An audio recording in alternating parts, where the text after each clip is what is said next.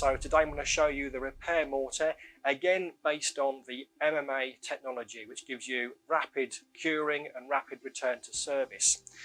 This is a 3-part trowel applied product, and it's mouldable as well. It's quite a stiff product. So here you go, you can see us mixing it together, and we have the catalyst and the filler.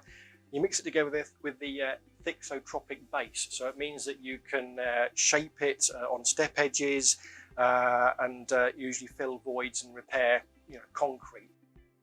It's a general purpose repair mortar.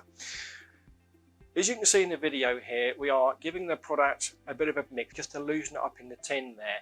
Now, yeah, we are using a stirring stick, but we prefer you to use a paddle mix on site because you get a much better result with the product if you're using that. So with this product, we don't advise that you feather edge it if you're looking to create ramps. It's best to toe in to about 5 to 6 millimeter into the floor. It's as strong as concrete. You can use it internally or externally, and of course you can paint over it afterwards once it's fully cured. So again, have a chat with us. Let us know what your problem is about your concrete form. We can figure out the best product to use and also how much you'll need. So again, thanks for watching the video.